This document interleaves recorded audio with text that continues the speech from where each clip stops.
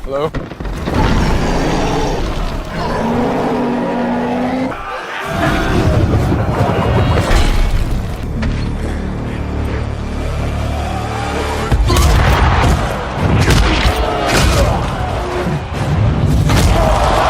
तो मूवी के स्टार्ट में हम एक लड़की जेन फोस्टर को देखते हैं। उसके साथ उसके प्रोफेसर और उसकी असिस्टेंट भी होती है। वो लोग खुले आसमान के नीचे कोई रिसर्च कर रहे होते हैं। तभी उन्हें आसमान से कोई लाइट निकलती हुई दिखाई देती है और तभी वहाँ पर एक बहुत बड़ा टोर्नेडो आता है और उसमें से एक आदमी बाहर आकर गिरता है जिसने कपड़े तक नहीं पहने होते और प्रोफेसर उनको कुछ कपड़े पहनाता है। अब यहाँ से स्टोरी आती है पास्ट में और हमें मिडगार्ड का सीन दिखाया जाता है। ऐसा किंगडम और ऐसी दुनिया जो कि जमीन से ऊपर है उसे एस्गार्ड कहते हैं और मिडगार्ड उसे नीचे वाली दुनिया यानी जमीन को कहते हैं। वहाँ पर कुछ फ्रोस्ट जायंट का अटैक होता है क्योंकि वो मिडगार्ड पर कब्जा करना चाहते थे, लेकिन तभी वहाँ पर एस्गार्ड से किंग आता है जिसका नाम किंग ओडिन होता है और उन सब जायंट से लड़कर उन्हें हरा देता है। इन जायंट्स के लीडर का नाम लोफी होता है और किंग ओडिन लोफी को पूरी तरह से हरा देता है और उसके पास एक खतरनाक वेपन भी होता है जिसे किंग ओडिन अपने पास रख लेता है। इनफैक्ट ये वेपन किसी भी लीडर की ताकत हुआ करता है और हर किंगडम के पास उसका अलग वेपन होता है। इस वेपन की खासियत ये थी कि किसी भी चीज को फ्रीज कर सकता था। अब किंग ओडिन उस वेपन को अपने साथ ऊपर एस्गार्ड में ले आते हैं। इसी ओडिन अब कैसल में पहुंचते हैं तो हम उनके दो बेटों को देखते हैं। एक का नाम थोर होता है और एक का नाम लोकी। किंग ओडिन अपने बच्चों से कहते हैं कि आओ मैं तुम्हें एक चैम्बर में लेकर जाता हूँ जहाँ पर मैंने वेपन्स की कलेक्शन कर रखी है। जब वो लोग वहाँ पर जाते हैं तो हम देखते हैं वहाँ पर म्योनिर भी होता है, यानी मूवी के आगे जाके जो थोर का हैमर बनेगा। साथ ही साथ वहाँ पर कॉस्मिक क्यूब भी होता है। अब कई साल गुजर जाते हैं, थोर और लोकी बड़े हो चुके होते हैं और आज वो दिन होता है जब किंग ओडिन ने थोर को किंग बनाना होता है। वहाँ पर सब लोग आए होते हैं, लेकिन इससे पहले कि किंग ओडिन ये अनाउंस करते कि थोर अब यहाँ का किंग होगा, इससे पहले ही बहुत बड़ी प्रॉब्लम हो जाती है। वहाँ पर फ्रोस्ट जायंट्स अटैक कर देते हैं क्योंकि वो अपने वेपन को वापस लेने आए होते हैं। किंग अपने खास सिक्योरिटी गार्ड को ऑर्डर देता है इनको खत्म कर दो। उसका नाम डिस्ट्रॉयर होता है और डिस्ट्रॉयर जल्द ही उनको खत्म कर देता है। अब किंग, थोर और लोकी उस चैम्बर की तरफ जाते हैं ये देखने के लिए कि कहीं उनका वेपन चोरी तो नहीं हो गया, लेकिन वो वेपन लकीली वहीं पर होता है। अब थोर अपने फादर से कहता है कि हमें उनसे बदला लेना होगा, तो उसके फादर उसे मना करते हैं कि वेपन को तो कुछ भी नहीं हुआ तो तुम्हारा वहाँ पे जाना फजूल है। तो थोर कहता है मैं वहाँ पर जाऊंगा ताकि वो लोग यहाँ पर वापस दोबारा ना आ सके। फिर थोर अपने साथियों के पास जाता है और उनसे कहता है कि मेरे साथ आओ, हम लोफी के किंगडम पर अटैक करेंगे। अब उसके साथी मान जाते हैं और वो सब उस तरफ निकल पड़ते हैं। उस रास्ते पर पहुंचते ही वो देखते हैं कि वहाँ पर एक सिक्योरिटी गार्ड है जो कि किंग ओडिन का खास आदमी होता है। वो बाइफ्रोस्ट ब्रिज को गार्ड किया करता था। ये वही रास्ता होता है जहाँ से इन लोगों ने लोफी के किंगडम तक पहुँचना था। अब इस सिक्योरिटी गार्ड के पास एक स्वर्ड होती है जिससे ये रास्ता खुलना था और इसी स्वर्ड का यूज होते हुए उनके लिए उस किंगडम में जाना पॉसिबल हो जाता है। जब थोर वहाँ पर जाता है तो देखता है कि अंदर कोई भी नहीं है, तो वो ऊंची सी चिल्लाता है, कहाँ हो तुम सब? क्या मेरे आने से डर चुके हो? बाहर आओ और मेरा सामना करो। तभी उनके सामने लोफी आता है और वो कहता है कोई नहीं डरा, बल्कि अब तुम लोग डरने वाले हो, तुम लोगों ने यहाँ आके गलती की है। तभी थोर का भाई लोकी सामने आता है और लोफी से कहता है कि हमें माफ कर दे, हम यहाँ से चले जाते हैं। तो लोफी कहता है अब नहीं। इसी के साथ फ्रोस्ट जायंट्स उन पर अटैक करने लगते हैं, लेकिन थोर अपनी थंडर पावर का यूज करते हुए उन सबको मारने लगता है और यहाँ पे काफी बड़ी फाइट छिड़ जाती है। तभी एक फ्रोस्ट जायंट लोकी का हाथ पकड़ लेता है तो उसका हाथ भी उन जैसा हो जाता है जैसे लोकी उन्हीं में से हो। सब लोग जीतने ही वाले होते हैं कि तभी लोफी के किंगडम से एक बहुत बड़ा जायंट मॉन्स्टर निकलता है जो कि इन पर अटैक करने वाला होता है, लेकिन थोर उसके मुंह के अंदर जाके उसकी बॉडी को चीरता हुआ बाहर आता है जिससे वो मॉन्स्टर मारा जाता है। लेकिन इस चीज का गुस्सा लोफी के किंगडम वालों को बहुत ज्यादा आता है। वो थोर को और उसकी टीम को मारने के लिए आगे बढ़ते हैं, लेकिन तभी वहाँ पर किंग ओडिन आ जाता है और थोर बहुत करेज से कहता है कि लोफी अब तुम क्या करोगे? मेरे फादर भी यहाँ आ चुके हैं। लेकिन ये क्या, जो थोर को लग रहा था ऐसा नहीं था। किंग ओडिन वहाँ पर लोफी से माफी मांगने आए थे ताकि ज्यादा इशू न बन जाए और वो सेफली अपने बेटों को और टीम को यहाँ से ले जाए।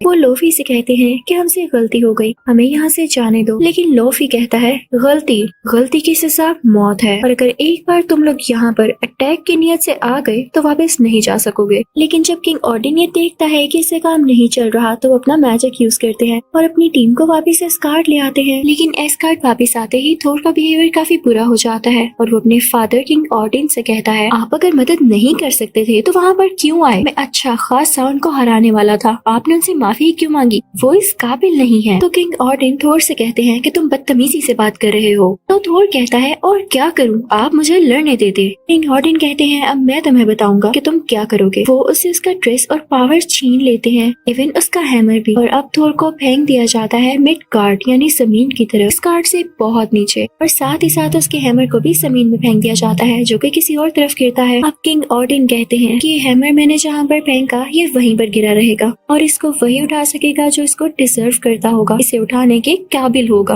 और थोर तुम तब तक इसको हासिल नहीं कर सकोगे जब तक इसके लिए डिजर्विंग न बन जाओ। नेक्स्ट सीन में हम देखते हैं कि थोर एक हॉस्पिटल में है। जब उसकी आंख खुलती है तो देखता है कि उसके आसपास डॉक्टर्स, जेन फॉस्टर, प्रोफेसर और वही असिस्टेंट है। तो वो काफी हड़बड़ा जाता है और कहता है मैं कहाँ पर हूँ। उन सबको पीछे करता हुआ और मारता हुआ हॉस्पिटल से बाहर आ जाता है। नेक्स्ट सीन हमें दिखाया जाता है उसी म्योनिर का जो कि थोर का हैमर होता है। वो किसी सिटी में गिरा था और जहाँ पर वो गिरा था वो जगह कुछ तबाह सी हो गई थी। उसके इर्द गिर्द बाउंड्रीज बना ली थी शील्ड ने। अब उसका एक एजेंट वहाँ पर आता है। वो इस हैमर को लेके काफी इंटरेस्टेड लग रहा था और वो इस पे रिसर्च भी करना चाहता था। अब उसे बताया जाता है कि एक लड़की है जेन फॉस्टर जो कि रिसर्च करती है और क्या पता उसे इस हैमर के बारे में भी पता हो। तो वो एजेंट सीधा जेन फॉस्टर के घर जाता है। जेन फॉस्टर के मना करने के बावजूद भी वो उसकी बुक को वहाँ से ले आता है जिसके अंदर उसने सारी रिसर्च लिख रखी थी। अब उधर थोर को भी पता चल चुका होता है कि उसका हैमर कहाँ पर है क्योंकि ये हैमर की गिरने वाली बात हर तरफ फैल चुकी थी। थोर हॉस्पिटल से बाहर आते ही लोगों से पूछने लगता है कि मुझे घोड़ा कहाँ से मिलेगा। तो लोग हंसने लगते हैं कि घोड़ा इस जमाने में यहाँ कोई घोड़ा नहीं है। तभी आती है वहाँ पर जेन और थोर से कहती है आओ मेरी गाड़ी में बैठ सकते हो तुम, मैं तुम्हें उस जगह तक ले जा सकती हूँ क्योंकि मुझे खुद भी वहाँ जाना है, लेकिन प्लीज अपनी जुबान बंद रखना। ये लोग वहाँ पर पहुँच जाते हैं तो देखते हैं कि थोर के हैमर को काफी सिक्योरिटी के अंदर रखा गया है और उसे कोई हाथ भी नहीं लगा सकता। थोर अंदर जाता है सब सिक्योरिटी गार्ड्स और आदमियों को मारता हुआ क्योंकि इन लोगों ने उसके अपने हथौड़े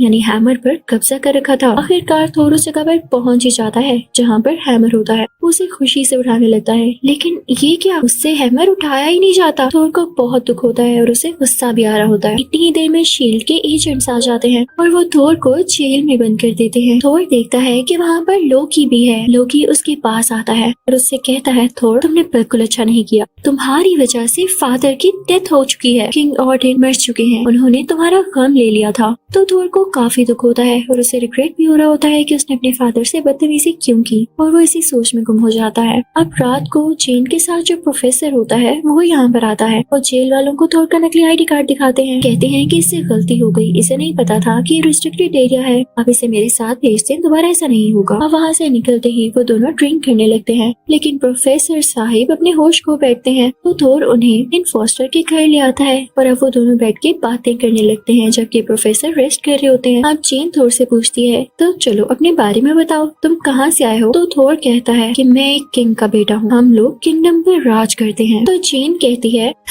तुम भी कमाल करते हो, कैसी बातें कर रहे हो। तो थोर कहता है लाओ मैं तुम्हें ड्रॉ करके दिखाता हूँ और थोर पूरी एक डायग्राम बनाता है जिसमें वो 9 के 9 किंगडम्स होते हैं। तो जेन को बताता है कि जिस अर्थ पर तुम रह रही हो इसे मिडगार्ड कहते हैं, जहाँ मैं रहता हूँ उसे एस्गार्ड कहते हैं। अब यहाँ से सीन शिफ्ट होता है एस्गार्ड की तरफ और हमें दिखाया जाता है कि लोकी ने झूठ बोला था कि किंग ऑर्डिन की डेथ हो चुकी है। वो तो अभी जिंदा होते हैं लेकिन अभी भी होशी की हालत में होते हैं और लोकी उनके पास ही बैठा होता है।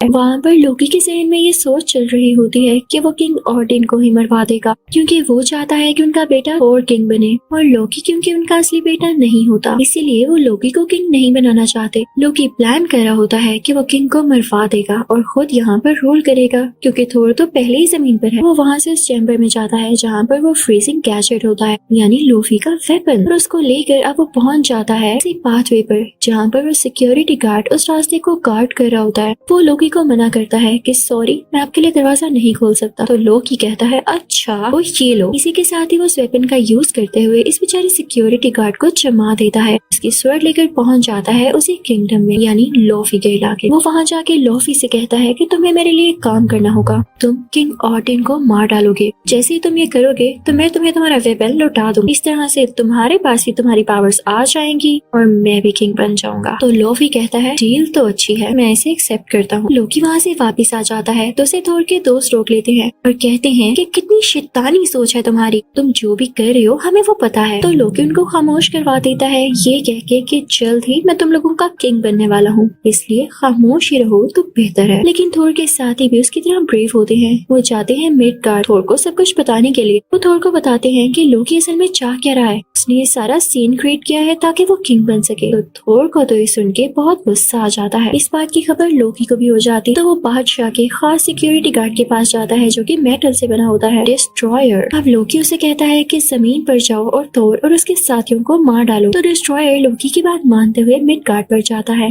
वो थोर के साथियों के सामने जाके उसको मारने ही वाला होता है कि तभी थोर सामने आ जाता है और वो कहता है डिस्ट्रॉयर रुक जाओ और मुझसे मुकाबला करो। डिस्ट्रॉयर को क्या फर्क पड़ना था, थोर को हिट करता है और थोर दूर जाके गिरता है क्योंकि ना उसके पास उसका ड्रेस था और ना ही उसका हैमर, तो उसके पास पावर्स कहाँ से आएंगी। वो काफी जख्मी हो जाता है। लेकिन यहाँ भी होता है एक मिरेकल। याद है किंग ऑडिन ने क्या कहा था कि जब तक थोर इस काबिल नहीं हो जाता कि वो हैमर को डिजर्व कर सके तब तक हैमर उसके पास नहीं आ सकता। तो सुने थोर ने ऐसा काम कर दिया था कि वो हैमर को डिजर्व करता था। उसने अपने दोस्तों के लिए कुर्बानी दी थी और खुद चोट खाई थी। अब उसके पास उसका ड्रेस और उसका हैमर वापस आ चुका था और अब बहुत पावरफुल फील कर रहा था। थोर वहाँ पर डिस्ट्रॉयर को अपने हैमर से डिस्ट्रॉय कर देता है। थोर अपनी टीम को लेता हुआ वापस ऊपर जाता है। अब वहाँ का सिक्योरिटी गार्ड जिसे लोकी ने जमा दिया होता है वो अपनी पावर का यूज करते हुए बर्फ को तोड़कर बाहर आ जाता है और वो पाथवे थोर के लिए खोल देता है। लेकिन एस्कार्ट खुलने की वजह से लोफी के किंगडम के लोग भी उधर आने लगते हैं। अब लोफी वहाँ पर आकर किंग ऑडिन पर अटैक करने वाला होता है जैसा उसे करने के लिए लोकी ने कहा था। लेकिन लोकी यहाँ पर चाल चलता है और वो खुद ही लोफी को मार डालता है अपने फादर की आंखों के सामने ताकि वो अपने फादर यानी किंग ऑडिन को इम्प्रेस कर सके कि इसने अपने फादर की जान बचाई है। यहाँ से लोकी सीधा बढ़ता है बाइफ्रॉस्ट ब्रिज की तरफ और उसे एक्टिवेट करके उसमें से कोई खतरनाक बीम निकालने वाला होता है ताकि ये सारी जगह तबाह हो जाए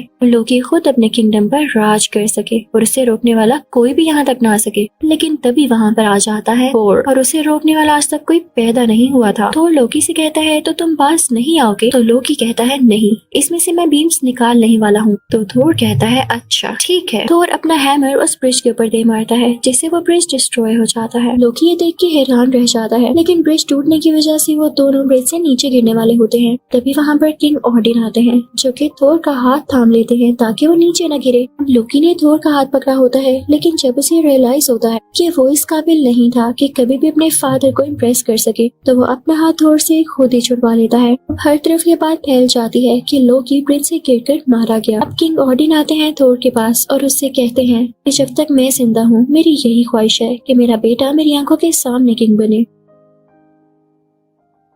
तो थोर अपने फादर से कहता है नहीं, मुझे अभी बड़े बड़े काम करने हैं और आप जैसा बनना है। जब मैं वाकई इस काबिल हो गया तब आप मुझे किंग बना दीजिएगा। अब इस पार्ट के एंड में हम देखते हैं कि लोकी मरा नहीं होता बल्कि वो पार्ट 2 में जिंदा होकर जरूर आएगा। इसी के साथ ये पार्ट 1 यहीं पर खत्म होता है और अब मैं आपको एक्सप्लेन करने वाली हूँ पार्ट 2। तो पार्ट 2 के शुरू होते ही फर्स्ट के सीन को दिखाते हुए जहाँ पर हमें किंग ऑडिन के फादर दिखाए जाते हैं। वो उनका दौर चल रहा था और उस वक्त उनका दुश्मन था मेलिकत। उसके पास भी एक वेपन हुआ करता था जो उसकी ताकत था। मेलिकत चाहता था कि वो पूरे 9 किंगडम्स पर अटैक करके उन पर कब्जा कर ले, लेकिन किंग ऑडिन के फादर ऐसा होने नहीं दे सकते थे। तो वो मेलिकत और उसके साथियों को हरा के वहाँ से दूर भेज देते हैं और वो मेलिकत से उसका वेपन लेके जमीन की गहराइयों में दफना देते हैं। अब जब मेलिकत को रियलाइज होता है कि उसे उसका वेपन ले लिया गया है और उसके मुकाबले में कोई आम इंसान नहीं खड़ा बल्कि द ग्रेट किंग है, तो वो अपने खास साथी को बुलाता है और कहता है कि अभी हमारे लिए गहरी नींद लेना बेहतर है और जब हालात बेहतर हो जाएंगे तो हम खुद ही लौट आएंगे और अपना वेपन भी वापस हासिल कर लेंगे। मेलिकत और उसका अजीब और गरीब साथी गहरी नींद में सो जाते हैं। कहानी आती है प्रेजेंट की तरफ। मेलिकत अभी तक सोया होता है। खैर ये तो एक अलग कहानी है, लेकिन अगर हम बात करें एस्गार्ड की तो वहाँ पर सबको पता चल चुका होता है कि लोकी ने अपने फादर को धोखा देने की कोशिश की थी कि नजरों में अच्छा बनने के लिए। अब वो पकड़ा जा चुका होता है क्योंकि वो मरा नहीं था, जिंदा था और थोर उसे पकड़ कर किंग ऑडिन के पास ला रहा होता है। इसके बाद अगले सीन में हम थोर को काफी काफी शानदार लड़ाई करता हुआ देखते हैं और ये लड़ाइयाँ वो अपने किंगडम को बचाने के लिए किया करता था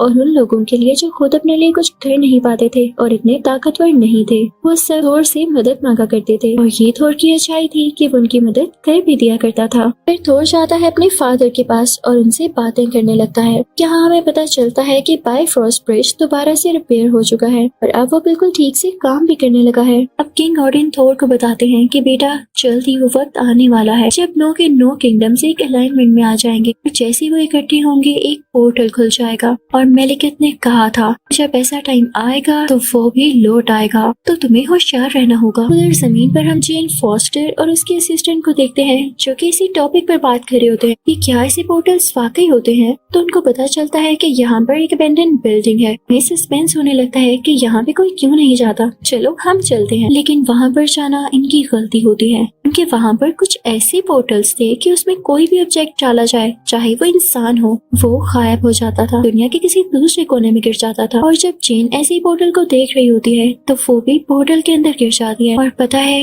वो कहाँ पहुँचती है, जमीन की उसी गहराई में जहाँ पर किंग ऑडिन के फादर ने मेलिकेट का वेपन छुपा रखा था। जैसे ही वो उस जगह पर हिट करती है उस वेपन की सारी ताकतें जेन फोस्टर के अंदर आ जाती हैं और इस बात का पता उसी सिक्योरिटी गार्ड को भी चल जाता है जो कि बाइफरोस्ट ब्रिज की हिफाजत किया करता था। वो थोर को जाकर बताता है कि आपने मुझे कहा था कि मैं जेन फोस्टर पर नजर रखूं, लेकिन वो मुझे दुनिया में कहीं भी नजर नहीं आ रही है, कहीं उसे कुछ हो तो नहीं गया। तो थोर उससे कहता है मुझे फौरन से जमीन यानी मिडगार्ड पर भेजो, मैं जाकर देखता हूँ। अब थोर आ चुका था मिडगार्ड पर, लेकिन जेन तब तक वहाँ पर पहुँच चुकी होती है यानी जमीन पर वापिस आ चुकी होती है। जब थोर को देखती है तो उसे स्लैप करती है, तुम इस हुलिये में यहाँ पर आ गई हो, कोई तुम्हें देख लेगा तो क्या कहेगा। लेकिन काम उल्टा ही पड़ जाता है। पुलिस वहाँ पर आती है और जेन को ही पकड़ के कहती है लेडी आपने इसे स्लैप क्यों किया है। लेकिन पुलिस का जेन को हाथ लगाना पड़ता है महंगा क्योंकि जेन में से काफी इलेक्ट्रिकल वेव्स निकलती हैं, इससे पुलिस ऑफिसर दूर जाकर गिरता है। ये देख के थोर को पता चल चुका था कि उसकी दोस्त के अंदर ये एबिलिटीज आ चुकी हैं, मेलिकेट के उसी वेपन की पावर्स। तो वो उसे अपने साथ एस्कॉर्ट ले आता है। किंग ऑडिन भी जब उसे देखते हैं तो उन्हें पता चल जाता है कि जेन के अंदर ये पावर्स हैं जो कि अच्छी नहीं है। वो बताते हैं कि मेलिकेट अब जरूर लौटेगा, उसका वेपन अब जेन के साथ कनेक्टेड हो चुका है तो जेन की जान को भी खतरा है, इसका ख्याल रखना। और ऐसा ही होता है।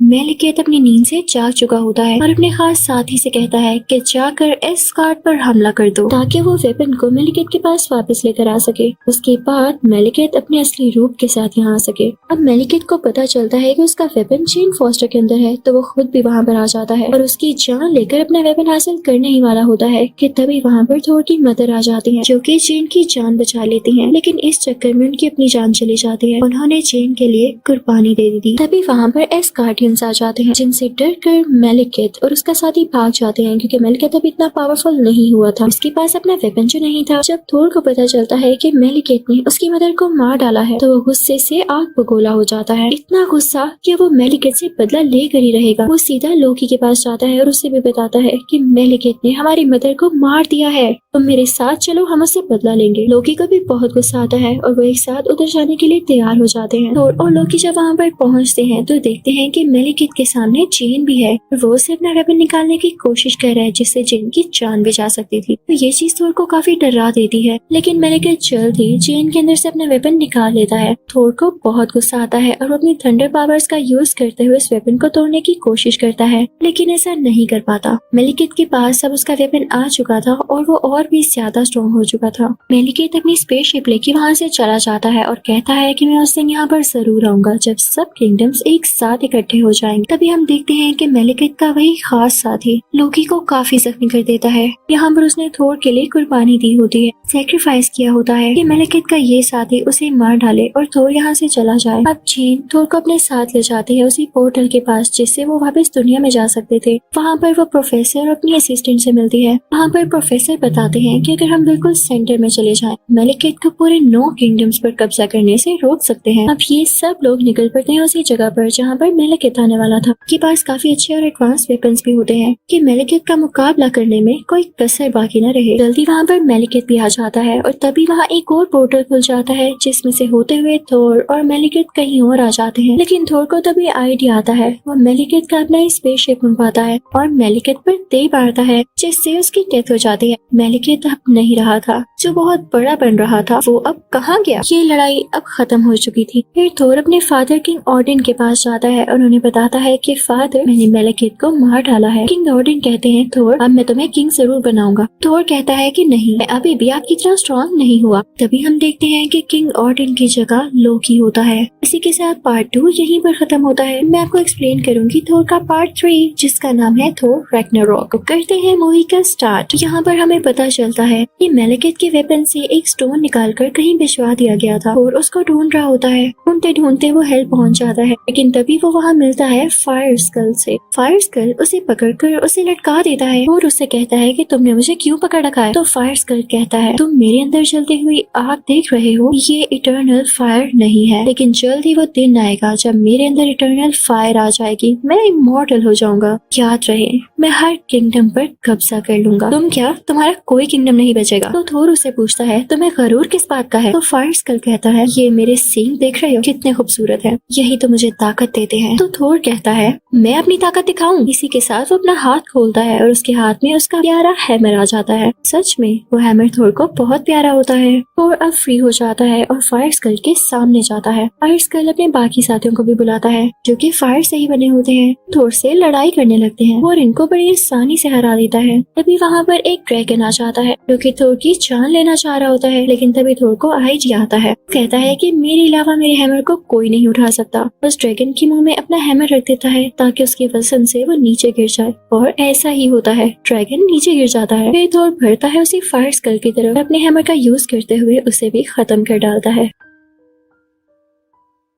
और उसका स्कल भी खींच लेता है। तो उसके सींग यानी उसका स्कल उठा लेता है और ऊपर की तरफ आवाज देता है कि पोर्टल खोल दो, यानी बायफ्रॉस्ट ब्रिज का दरवाजा। उसके लिए दरवाजा खोल दिया जाता है, लेकिन थोर आकर देखता है कि वहाँ पर पुराना सिक्योरिटी गार्ड नहीं है, बल्कि उसकी जगह कोई और है। वहाँ पर वो ड्रैगन भी जो कि थोर के पीछे पड़ा होता है, थोर के साथ इस गार्ड के अंदर आ जाता है। तभी वहाँ का दरवाजा बंद हो जाता है। ड्रैगन का मुंह अंदर होता है और बॉडी बाहर। उसके जिस्म के 2 टुकड़े हो जाते हैं। नया सिक्योरिटी गार्ड थोर को बताता है कि उसे लोकी ने रखा है और पुराने सिक्योरिटी गार्ड को भी लोकी नहीं हटाया है। तो थोर कहता है, ये क्या बात हुई। अब थोर अपने हैमर के साथ उड़ता हुआ किसी दूसरी जगह पर आ जाता है जहाँ पर किसी टाइप का प्ले हो रहा होता है। वहाँ पर किंग ऑर्डिन बैठे होते हैं और जो उनके सामने कैरेक्टर्स प्ले कर रहे होते हैं वो असली लोकी या थोर नहीं होते। वहाँ पर सब लोग ये तमाशा देख रहे होते हैं। वहाँ लोगों को ये शो करवाया जा रहा था कि थोर नहीं बल्कि लोकी ज्यादा अच्छा है, बहुत ब्रेव और सुपर है। और कोई देख के काफी गुस्सा आता है, और जब वो देखता है कि ये किंग ऑर्डिन नहीं है, उसे पता चल जाता है कि ये लोकी है, इसने किंग ऑर्डिन की शक्ल ले रखी है। थोर किंग ऑर्डिन के पास जाता है जो कि असल में लोकी होता है और उससे कहता है कि फौरन से अपने असली रूप में आ जाओ, मैं जानता हूँ कि तुम लोकी हो। लेकिन लोकी नहीं मानता। तो थोर कहता है, अच्छा तो तुम ऐसे नहीं मानोगे। अपना हैमर दूर फेंकता है तो वो वापस उसके हाथ में आ जाता है और अपना हैमर दोबारा फेंकता है और कहता है कि लोकी फिर तुम अपने असली रूप में वापस न आए तो ये हैमर इस बार तुम्हारे मुंह पर आकर लगेगा। तो लोकी डरता हुआ अपने असली रूप में आ जाता है। सब लोग देख के काफी हैरान रह जाते हैं। तभी तो लोकी की तरफ आगे बढ़ता है और कहता है कि मुझे बताओ मेरे फादर कहाँ हैं? तुम उनका रूप लेके क्यों फिर रहे हो? कहीं तुमने तो उन्हें कहीं छुपा कर नहीं रखा? तो लोकी कहता है, थोर मुझे नहीं पता वो कहाँ है, लेकिन हम मिलकर उन्हें ढूंढ सकते हैं। अब नेक्स्ट सीन में हम देखते हैं कि वो दोनों किसी सिटी में आ जाते हैं। ये प्रेजेंट वर्ल्ड होती है। वहीं जमीन पर एक पोर्टल खुलता है तो लोकी उसके अंदर चला जाता है और थोर को वहाँ जमीन पर पड़ी हुई एक चिट मिलती है जिस पर कोई एड्रेस लिखा होता है। थोर उसी को फॉलो करने लगता है। थोर जब वहाँ पर पहुँचता है तो देखता है कि वहाँ पर तो डॉक्टर स्ट्रेंज है। थोर उनसे अपने फादर के बारे में पूछता है तो डॉक्टर स्ट्रेंज कहते हैं कि हाँ मैं जानता हूँ वो कहाँ पर है। तभी वहाँ पर डॉक्टर स्ट्रेंज एक पोर्टल ओपन कर देते हैं जिसमें से लोकी गिरता है। अब वो इन दोनों को यानी थोर और लोकी को एक जगह पर भेज देते हैं जहाँ पर वाकई में किंग ऑर्डिन होते हैं। जब किंग ऑर्डिन अपने बेटों को देखते हैं तो कहते हैं कि बस मैं अब मरने वाला हूँ, मेरे पास ज्यादा वक्त नहीं रहा। तो थोर अपने फादर से कहता है, आप ऐसी बातें क्यों कर रहे हैं? क्या आपको पता है मैंने फायर स्कल को भी मार दिया है जो कि बातें कर रहा था कि वो रैग्नारोक बनेगा। तो किंग ऑर्डिन ऑडिन कहते हैं कि थोर तुमने उसे मार दिया, लेकिन क्या उसने तुम्हें ये नहीं बताया कि जब उसे इटर्नल फायर मिलेगी तो वो जिंदा होकर वापस आएगा और इसके लिए हमें होशियार रहना होगा। किंग ऑडिन ये भी कहते हैं मैं तुम्हें एक और लड़की के बारे में बताता हूँ जो कि शैतानी ताकतें रखती है और उसका नाम है हेला। वो हेल से है। मैंने उसे कैद किया हुआ था, लेकिन अब मेरे मरने का वक्त आ चुका है और वो मेरी कैद से आजाद हो जाएगी। तुम लोगों को उससे भी बचना होगा। इसी के साथ किंग ऑडिन गोल्डन डस्ट में बदल जाते हैं, वहाँ से दूर कहीं चले जाते हैं। यानी अब किंग ऑडिन भी नहीं रहे थे और इन दोनों को ही हेला से अकेले लड़ना था। और तभी वहाँ पर हेला आ जाती है जिसने ब्लैक ड्रेसिंग कर रखी होती है। वाकई उसका नाम उसकी पर्सनैलिटी के साथ काफी सूट कर रहा था। वो थोर और लोकी से कहती है मेरे आगे झुक जाओ, तो लोकी कहता है हरगिज़ नहीं और थोर अपना हथौड़ा यानी हैमर उस चुड़ैल की तरफ फेंकता है, लेकिन हेला उसे फौरन से टुकड़े टुकड़े कर देती है। यानी उसमें इतनी खतरनाक पावर्स होती हैं। अब लोकी और थोर स्कार्ट वापस जाने लगते हैं, लेकिन उनके पीछे पीछे हेला भी आ जाती है और उन दोनों को पुश करते हुए उस रास्ते से हटा देती है। अब हेला खुद इस गार्ड के अंदर पहुंच चुकी थी। वहाँ पर उसे वही नया सिक्योरिटी गार्ड दिखाई देता है और उसके साथ 2 लोग और भी होते हैं जिसे हेला फौरन से मार डालती है क्योंकि वो उसके आगे झुके नहीं थे। अब वो सीधा बढ़ने लगती है उसी नए सिक्योरिटी गार्ड की तरफ।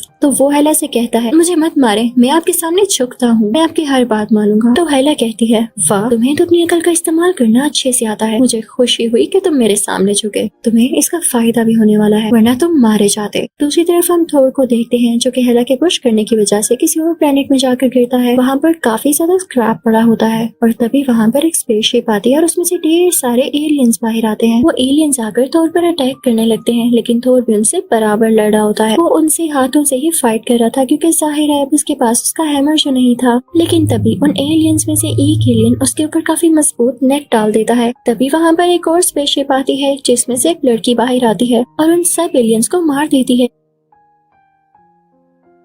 वो थोर को अपने साथ ले जाती है। अब वो लड़की थोर को इसी प्लेनेट के ग्रैंड मास्टर के पास लेकर आती है जो कि यहाँ रूल किया करता। तो वो थोर को एक कुर्सी के साथ बांध देते हैं। जो लड़की थोर को ग्रैंड मास्टर के पास लेकर आई होती है उसका नाम उल्कारी होता है। उसे ऐसा करने की पैसे मिलते हैं। वहाँ पे ग्रैंड मास्टर थोर को बताता है कि मैंने यहाँ पर तुम्हें इसलिए बुलाया क्योंकि मैं रेसलिंग कॉम्पिटिशंस करवाता हूँ और मुझे तुम्हें देखने से लग रहा है कि तुम काफी स्ट्रॉन्ग हो, काफी ताकत है तुम में, तो तुम्हें मेरे लिए लड़ना होगा। तो थोर कहता है नो, मुझे कोई इंटरेस्ट नहीं, मुझे बस अपने किंगडम वापस जाना है, मुझे छोड़ दो तुम। तो ग्रैंड मास्टर कहता है तुम्हें छोड़ दूं। तभी थोर की नजर पड़ती है लोकी पर जो वहाँ पर ही होता है। तो थोर ग्रैंड मास्टर से कहता है कि ये देखें मेरा भाई भी यहाँ पर है, आप इसे क्यों नहीं उस कॉन्टेस्ट में रख लेते, ये भी काफी स्ट्रॉन्ग बनता है। तो लोकी कहता है नहीं नहीं, मैं इसका भाई नहीं हूँ, ये झूठ बोल रहा है। तो ग्रैंड मास्टर कहता है जो भी है मुझे इससे कोई कंसर्न नहीं, थोर मुझे तुमसे मतलब है क्योंकि मैं जानता हूँ तुम गॉड ऑफ थंडर हो। और फिर भी मना कर रहा होता है। तो ग्रैंड मास्टर कहता है अच्छा चलो सुनो, अगर तुम मेरे लिए कॉन्टेस्ट लड़ते हो और इसमें जीत जाते हो तो मैं तुम्हें एक बिल्कुल नई स्पेसशिप दूंगा जिसमें तुम एस्कार्ट वापस जा सकोगे। तो थोर कहता है ओके ठीक है। थोर को एक कमरे में भेज दिया जाता है जहाँ पर एक रॉक मैन होता है। रॉक मैन थोर को बताता है कि जिससे तुम्हारी लड़ाई होने वाली है वो बहुत स्ट्रॉन्ग है, उससे आज तक कोई भी नहीं हरा पाया, इसलिए अपने वेपन जरा आराम से चूज करना जो उसको हरा भी सके। तो थोर कहता है यार मैं तुम्हें क्या बताऊं, मेरे पास अपना एक पर्सनल हैमर था जिससे मुझे बहुत ताकत मिलती थी, अगर वो आज मेरे पास होता ना तो मैं उसको चुटकियों में हरा देता। तो वो दिन आ जाता है जब थोर का रेसलिंग कंपटीशन होता है। थोर के बाल भी काटे जाते हैं और उसे एक नया ड्रेस पहनाया जाता है। दूसरी तरफ हम हेला को देखते हैं जो कि पूरे एस्गार्ड में तमाशा क्रिएट कर रही होती है। सब लोगों से फोर्सफुली कह रही होती है मेरे आगे झुक जाओ, लेकिन कोई भी उसके आगे नहीं झुक रहा होता। तभी उन लोगों में से थोर का फ्रेंड बाहर आता है और कहता है तुम खुद को समझती क्या हो, तुम हम पर रूल नहीं कर सकती हो। हम पर थोर के दोस्त की टीम और हेला में लड़ाई होने लगती है जिसमें हेला जीत जाती है और वो वही के बाद सिक्योरिटी गार्ड को अपने साथ लेकर आती है जो उसके आगे झुक गया था। वो वहाँ पर उसे एक पिक्चर दिखाती है और कहती है ये 9 किंगडम्स हुआ करते थे, ऑडिन और मैं यहाँ एक साथ अटैक करने आए, लेकिन ऑडिन ने मुझे कैद कर लिया और खुद यहाँ पर कब्जा करके किंग बन गया। वो लोग वहाँ से पहुँचते हैं उस चैम्बर में जहाँ पर तरह तरह के वेपन्स और यूनिक चीजें होती है। वहाँ हम कॉस्मिक क्यूब भी देखते हैं और साथ ही साथ इटर्नल फायर भी,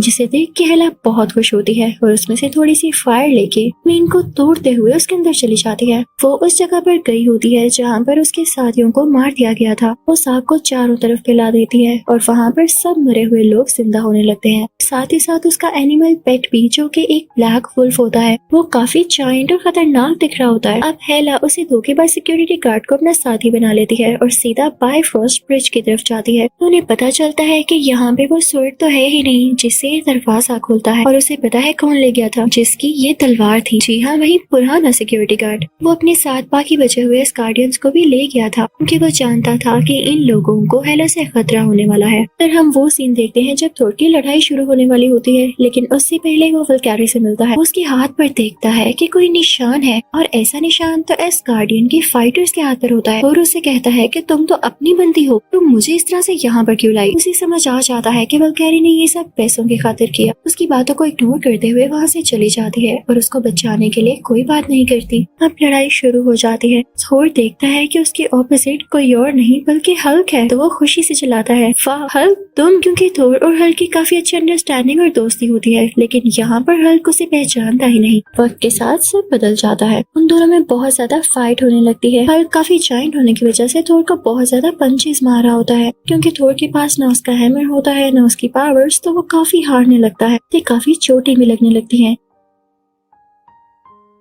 तभी वो बेहोश होने वाला होता है। उसे उसके फादर यानी किंग ऑडियन का विजन आता है और उसकी पावर्स वापस आने लगती हैं। थोर भी अब उठ के हल्क को मारने लगता है, लेकिन ग्रैंड मास्टर ये देख के खुश नहीं होता। वो थोर को एक इलेक्ट्रिकल शॉक देता है क्योंकि वो नहीं चाहता था वो हल्क को हरा दे, क्योंकि हल्क सालों से जीतता आ रहा था। अब हम देखते हैं कि थोर बेहोश होने के बाद जब उठता है तो देखता है कि वो हल्क के कमरे में ही है। वो हल्क से कहता है कि तुम यहाँ कैसे आए। हल्क उसे बताता है जेट प्लेन के थ्रू। थोर भी वहाँ से बाहर निकलने की कोशिश करता है, लेकिन इलेक्ट्रिकल फील्ड्स लगे होने की वजह से वो नहीं निकल पाता। तभी थोर दोबारा आंखें बंद करता है तो उसे विजन में वही पुराना सिक्योरिटी गार्ड आता है, जो उसे अपने साथ ले जाता है और दिखाता है कि देखो इस गार्ड की हालत कितनी खराब है। हेला ने हर तरफ तबाही मचा दी है, हमें तुम्हारी जरूरत है, तुम्हें वापस लौटना होगा। अब जब थोर अपनी आंखें खोलता है तो देखता है वो हल्क के रूम में ही है। वो वहाँ से बाहर जाने की दोबारा से कोशिश करने लगता है और वल्कैरी से भी कहता है, लेकिन वो उसे कुछ नहीं बताती। तो थोर खुद ही विंडो से जंप करता हुआ नीचे आ जाता है और जेट प्लेन की तरफ भागने की कोशिश करता है। वो प्लेन के पास पहुंच ही जाता है, लेकिन तभी पीछे पीछे हल्क भी आ जाता है जो कि उसे पकड़ने आ रहा। लेकिन थोर वहाँ पर एक वीडियो प्ले करता है तो हल्क वो वीडियो देखकर इंसान बन जाता है, यानी ब्रूस। उधर ग्रैंड मास्टर को ये लग रहा होता है कि थोर उनके सबसे खास क्रिएचर को पकड़ के अपने साथ लेके आए फायदे के लिए। तो वल्कैरी और लोकी से कहते हैं कि थोर को मेरे पास पकड़ कर लाओ, चाहे उसे जिंदा लेकर आओ या मार कर लेकर आओ। अब लोकी और वल्कैरी बाहर आते हैं, लेकिन लोकी उस लड़की को बताता है कि मैं और थोर असली भाई हैं और मैं उसे मरने नहीं दे सकता। ये दोनों भी एक टीम बन जाते हैं और थोर के पास जाते हैं। अब थोर, ब्रूस, वल्कैरी, लोकी और साथ कुछ और लोग से ग्रैंड मास्टर का स्पेसशिप चुराते हैं और एस गार्ड के लिए निकल पड़ते हैं। दूसरी तरफ हम हेला को देखते हैं जो कि एस गार्डियंस को तंग कर रही होती है और उन्हें जान से मारने की धमकी दे रही होती है। वो उन सब लोगों से पूछती है कि मुझे बताओ वो स्वॉर्ड कहाँ पर है, वो सिक्योरिटी गार्ड उसे कहाँ लेकर गया। तो तभी उनमें से एक आदमी बाहर आता है और कहता है कि हम लोगों को मत मारो, मैं तुम्हें बता देता। तो हेला उस लोकेशन पर पहुंच जाती। वहाँ वो सिक्योरिटी गार्ड भी होता है जिसके पीछे वो आई होती है, लेकिन तभी वहाँ पर थोर का स्पेसशिप भी आ जाता है। वल्कैरी कहती है कि मैं हेला से लड़ूंगी, लेकिन तभी हम देखते हैं कि सामने से वही ब्लैक वुल्फ आ रहा होता है जो कि उन पर हमला करने वाला था। तो ब्रूस कहता है इसे मैं देख लूंगा। ऐसे नीचे जंप करता है तो गिर जाता है क्योंकि वो हल्क नहीं बना होता और वुल्फ उसे क्रॉस करता हुआ आगे बढ़ने लगता है, लेकिन जल्दी पीछे से ब्रूस हल्क में बदल जाता है और उस ब्लैक वुल्फ से लड़ने लगता है। दूसरी तरफ लोकी भी एक स्पेसशिप ले आया होता है और वो सारे एस्गार्डियन से कहता है कि आप सब इसके अंदर चले जाएं ताकि आप सेफ रहें। तभी हम उस धोखेबाज सिक्योरिटी गार्ड को देखते हैं जो कि हेला के साथ मिल गया था, लेकिन अब वो हेला के खिलाफ हो जाता है